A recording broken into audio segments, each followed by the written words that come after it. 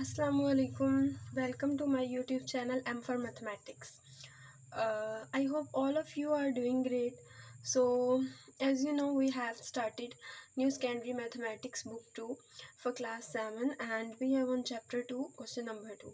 So, I am going to read the statement of question number 2. In a bookstore, 60 identical books occupy a length of 1.5 meter on a shelf. So basically they are saying that हमारे पास 60 एक जैसी books हैं जो कि length occupy कर रही हैं 1.5 मीटर. अब क्योंकि वो आइडेंटिकल हैं, एक जैसी हैं, तो उनकी जो वो लेंथ जो ऑक्यूपाई करेंगी वो भी हर एक बुक की सिमिलर ही होगी.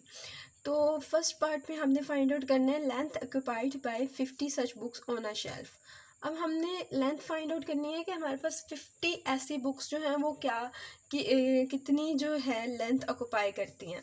तो अब हमारे पास जो सबसे पहले तो we are solving this by proportion method. So firstly we just made the table for it. So right there we have made the table. Now we have books as x and length as y. So it is obviously x1 and this is x2. Right there this is y1 and this could be y2. So I am talking both according to formula and according to that concept I have discussed in previous video. Must watch the previous video, the introductory video as well. So we have formula for as you know that if the number of books increase, obviously length occupied would be increased. Now in that case number of books decreases, so length occupied by the books also decreases. So this would be what? Direct proportion.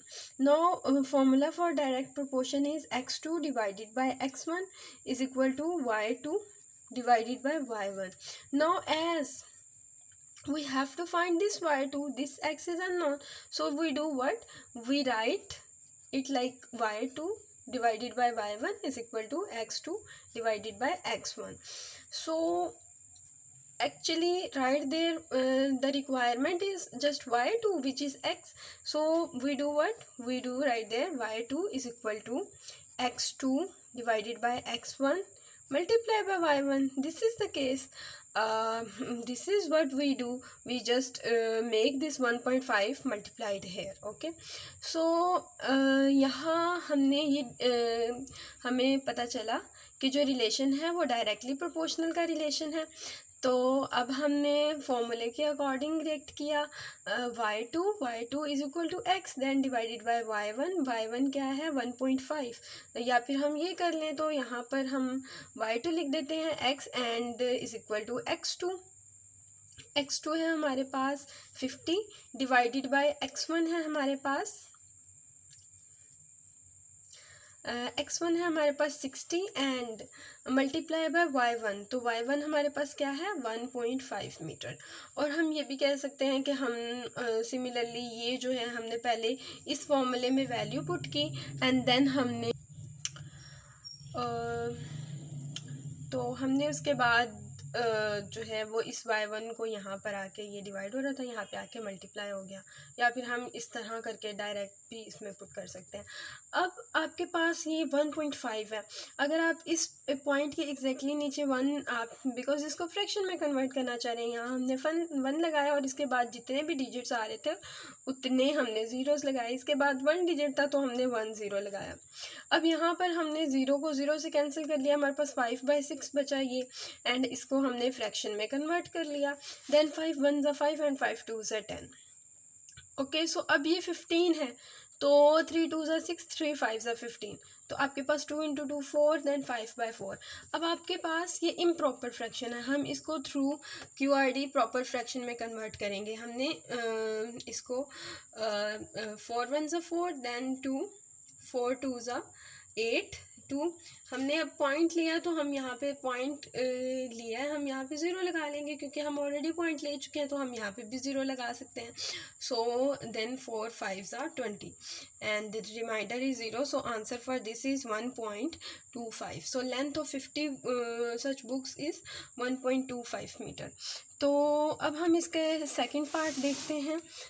The number of such books needed to completely occupy a shelf that is 80 centimetre long. अब वो कह रहा है कि ऐसी कितनी books हमें चाहिए होंगी कि हम 80 सेंटीमीटर लॉन्ग शेल्फ को कंप्लीटली ऑक्यूपाई कर लें वो बुक्स के। अगर एक शेल्फ 80 सेंटीमीटर लॉन्ग है तो कितनी बुक्स उस पर रखी जाएंगी इस ऐसी ही। तो अब हमारे पास पहली स्टेटमेंट तो थी 60 आइडेंटिकल बुक्स, और ये कितनी लेंथ ऑक्यूपाई कर रही है 1.5 मीटर की। अब ये मीटर में है, ये सेंटीमीटर में है, तो अब हम या तो इसको सेंटीमीटर में कन्वर्ट कर लें या फिर हम इसको मीटर में कन्वर्ट कर लें। तो हम ऐसे करते हैं कि इसको हम सेंटीमीटर में कन्वर्ट कर लेते हैं। तो ये देखें टेबल है इसका, मैंने टेबल बना लिया। Then books and length. Now we know कि 60 बुक्स जो थी इन्होंने 1.5 मीटर ऑक्यूपाई किया। अब हमने नंबर ऑफ़ बुक्स ऐसी फाइंड करनी है कि 80 सेंटीमीटर ऑफ शेल्फ वो ऑक्यूपाई करें। अब हमने इस मीटर को सेंटीमीटर में कन्वर्ट कर लिया। हमें पता है कि 1 मीटर 100 सेंटीमीटर के इक्वल है, तो हम यहाँ पर सिंपली 1 मीटर, ये मीटर की जगह 100 सेंटीमीटर लिख सकते हैं। तो हमने यही किया और इस 1.5 को हमने फ्रैक्शन में कन्वर्ट कर लिया। सो ये 10 इससे कैंसिल हो गया, या हम ये कह सकते हैं ये 0 इससे कैंसिल हो गया। यहाँ 10 बच गया। 10 × 15 is equal to 150। So yes, अब हम इसको 150 सेंटीमीटर जो है वो 60 बुक्स ऑक्यूपाई कर रही हैं। सो हमने दोबारा इसको सेंटीमीटर में ये टेबल लिख लिया। अब हमें पता है अगेन कि अगर हमारे पास 60 बुक्स थी और वो 150 सेंटीमीटर ऑक्यूपाई कर रही थी, अब हमारे पास 80 सेंटीमीटर यानी कि लेंथ कम हुई है। Obviously books, number of books भी कम होंगे, तो ये जो है वो क्या है, तो अब यहाँ पर हमारे पास जो है वो नंबर ऑफ़ बुक्स भी कम होंगी क्योंकि हमारे पास लेंथ कम हुई है। तो ये क्या है, डायरेक्टली प्रोपोर्शनल का रिलेशन है। अगर एक चीज़ कम हो रही है दूसरी भी कम हो रही है, या फिर एक चीज़ बढ़ रही है तो दूसरी भी बढ़ रही होगी, तो वो रिलेशन डायरेक्टली प्रोपोर्शनल का रिलेशन होगा। तो अब हम इसको नेक्स्ट देखते हैं। हम सिंपली जो है वो डायरेक्टली प्रोपोर्शनल का फॉर्मूला अगेन यहाँ पे लिख लेते हैं। हमारे पास फॉर्मूला क्या था, x2 divided by x1 is equal to y2 divided by y1। So ये फॉर्मूला है हमारे पास। हम यहाँ टेबल पे भी लिख देते हैं कि ये जो बुक्स थी हमारे पास वो x है, एंड जो हमारे पास लेंथ थी, लेंथ इन सेंटीमीटर, वो हमारे पास y है। तो ये हो गया x1, ये हो गया x2, ये हो गया जी y1, ये हो गया y2। अब यहाँ पर हमने x2 फाइंड आउट करना है। अब हम फॉर्मूले को देखते हैं। हमारे पास फॉर्मूला है x2, यहाँ हमने फाइंड भी x2 ही करना था। तो ये फॉर्मूला इसी तरह हम इसमें x2 की वैल्यू जो है वो x है वो पुट कर दी, x1 जो है वो 60 है, y2 हमारे पास जी यहाँ पर देखें y2 हमारे पास है, y2 हमारे पास है 80 एंड हमारे पास y1 है 150। सो हमने इसी तरह वैल्यूज़ पुट कर ली, और अब यहाँ पर ये डिवाइड हो रहा था, ये इधर आके इसके साथ मल्टीप्लाई हो जाएगा, एंड देन अब हमारे पास ये 5 है और इसके लास्ट पे 0 है। तो अब ये 5 से भी कैंसिल हो सकता है बिकॉज 5 और 0 लास्ट पे हो, तो इसका मतलब है कि वो 5 से कैंसिल हो सकता है डिविजिबिलिटी टेस्ट के अकॉर्डिंग। और हम ये भी देख सकते हैं कि 15 3 से भी कैंसिल हो रहा है, एंड ये 6 + 0 इज इक्वल टू 6। 6 डिविजिबल है 3 से, तो ये 3 के डिविजिबिलिटी टेस्ट को भी पास कर रहा है, इसका मतलब ये 3 से भी हो सकता है कैंसिल। अब इस वजह से हमने 3 5 ज़ा 15, अब 3 2 ज़ा 6 एंड 0। सो नाउ 5 1 ज़ा 5, 5 4 ज़ा 20। अब 8 × 4 is 32।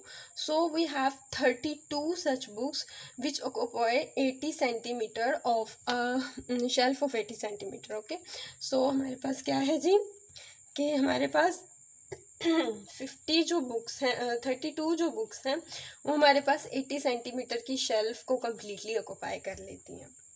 So this is all about question number 2। Okay, अल्लाह हाफिज़।